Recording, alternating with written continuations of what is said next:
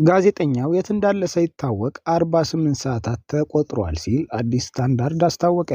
ሚያዝያ 7 ቀን ማንነታቸው ባልታወቁ ሲቪል ልብስ በለበሱ ሰዎች ከሚሰራበት አዲስ ስታንዳርድ ቢሮ የተወሰደው የአዲስ ስታንዳርድ ማኔጂንግ ኤዲተር የሆነው ጋዜጠኛ ሚሊዮን በየነ እስካሁን አልተገኘም፣ ከጠፋ 48 ሰዓታት ተቆጥሯል ሲል አዲስ ስታንዳርድ አሳውቀዋል።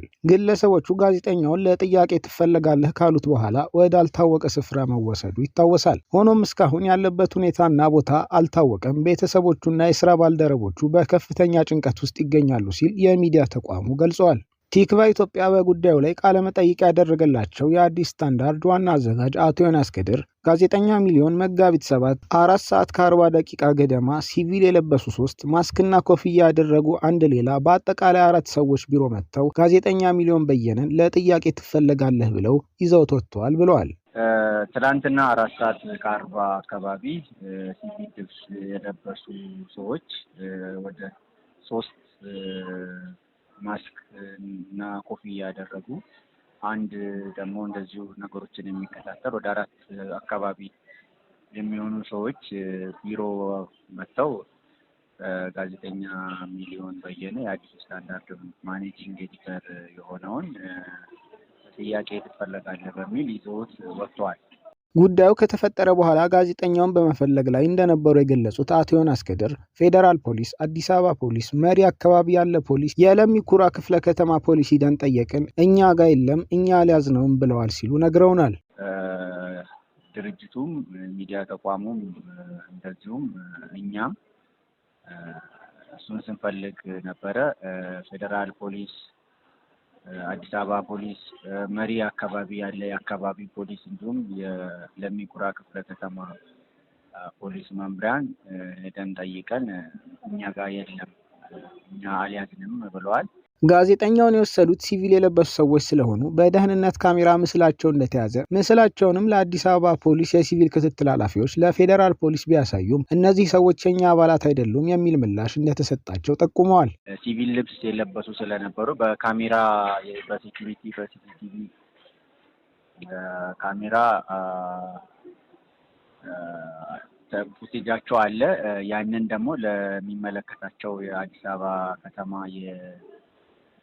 ሲቪል ክትትል ኃላፊዎች እንዲሁም ለፌዴራል ፖሊስ የሲቪል ክትትል ኃላፊዎች አሳይተን እነዚህ ሰዎች የኛ አባላት አይደሉም የሚል ምላሽ ሰጥተውናል። የፌዴራል ፖሊስ ኮሚኒኬሽን ኃላፊ አቶ ጄላን አብዲ ጋዜጠኛ ሚሊዮን በየነ በፌዴራል ፖሊስ ቁጥጥር ስር እንደሌለ ገልጿል ያሉት ዋና አዘጋጁ ጉዳዩን ለኢትዮጵያ ሰብአዊ መብት ኮሚሽን አሳውቀው እየተከታተልን ነው መባላቸውን ተናግረዋል። የፌዴራል ፖሊስ ኮሚኒኬሽን ኃላፊ ጄላን አብዲም ሚሊዮን በየነ በፌዴራል ፖሊስ ቁጥጥር ስር እንዳሌለ ገልጿል። እስካሁን ድረስ የት እንዳለ አናውቅም። ከዛም ውጪ እንደ ተቋም ደግሞ ከኢትዮጵያ ሰብአዊ መብት ኮሚሽንም አመልክተናል። ቅድምም እኔን የኢትዮጵያ ሰብአዊ መብት ኮሚሽነሮች መሀል አንደኛው የሆኑት ኮሚሽነር በዳሳ አግኝተውኝ አናግረውኛል። ከእሳቸው ጋር ያሉ ሌሎች የስራ ኃላፊዎች ለነሱም ያለውን ሁኔታ ገልጸናል። እየተከታተልን ነው የሚል እኛም እያጣራን ነው እየመረመርን ነው ጉዳዩን የሚል ነገር ገልጸውልናል። ጋዜጠኛ ሚሊዮን በየነ ከዚህ ቀደም በዋልታና ኢዜአ ሚዲያ ጭምር በሙያው ለ20 ዓመታት የሰራ መሆኑን ጠቅሰው የሰው መጥፋቱ አሳሳቢ ነው፣ ቤተሰቡም እኛ የስራ ባልደረቦቹም ከፍተኛ ጭንቀት ውስጥ ነው የምንገኘው ብለዋል። ጋዜጠኛ ሚሊዮን በየነ ከ20 ዓመት በላይ ልምድ ያለው በጣም የቆየ በተለያዩ ተቋማት ውስጥ በዋልታ እንዲሁም አዲስ ስታንዳርድ ከመግባቱ በፊት በኢትዮጵያ ዜና አገልግሎት ውስጥ ጭምር ሲያገለግል የቆየ ነው። ህዝብንና ሀገርን በጋዜጠኝነት ሙያ ሲያገለግል የኖረ ባለሙያ ነው፣ የተከበረ ባለሙያ ነው እና ይሄ ሰው መጥፋቱ እጅግ በጣም አሳሳቢ ነው። ቤተሰቦቹ በከፍተኛ ጭንቀት ውስጥ ነው የሚገኙት። እንዲሁም እኛ የስራ ባልደረቦቹ በከፍተኛ ጭንቀት ውስጥ ነው የምንገኘው የባልደረባችን ሁኔታ ባለማወቃችን። ጋዜጠኛው ቀድሞ የደረሰው ማስጠንቀቂያ ወይም የምጠረጥሩት ጉዳይ አለ ብለን ስንጠይቃቸው ጥርጣሬ ማስቀመጥ አስፈላጊ ነው ብለን አናምንም። ከ2 ወር በፊት ግን የኢትዮጵያ መገናኛ ብዙሃን ባለስልጣን የአዲስ ስታንዳርድን ፍቃድ ሰርዣለሁ ብሎ ነበር። በተጨማሪም በስራ ወቅት ተቋሙ ላይ እና በጋዜጠኞች ላይ የጸጥታ አካላት ጫና ይደርስ እንደነበር ገልጸዋል።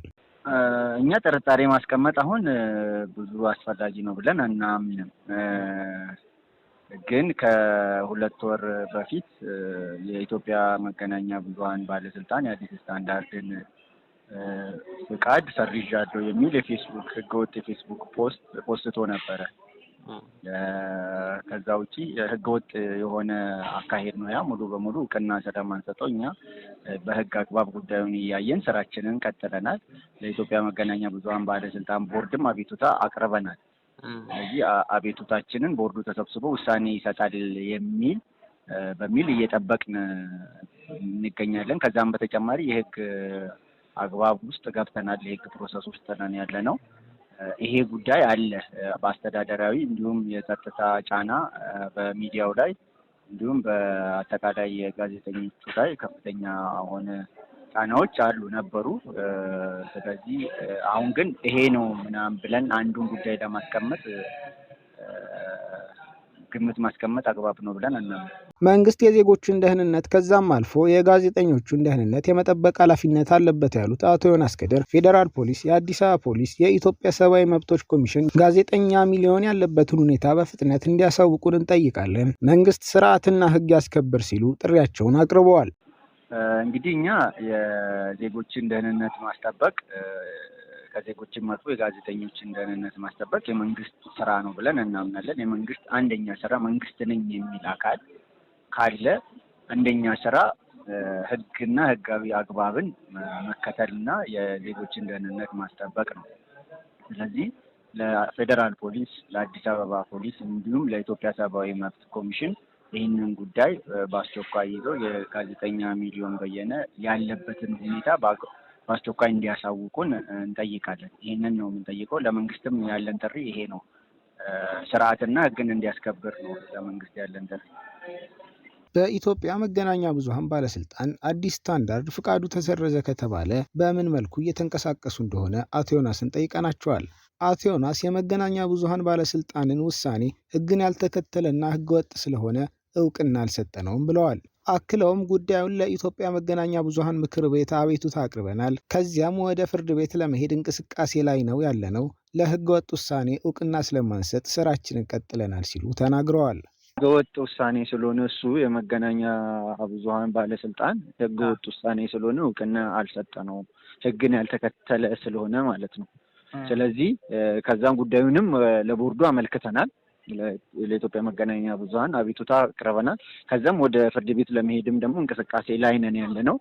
ስለዚህ በዛ ፕሮሰስ ውስጥ ስላለን ስራችንን ቀጥለናል። እኛ ለህገወጥ ውሳኔ እውቅና ስለማንሰጥ ማለት ነው።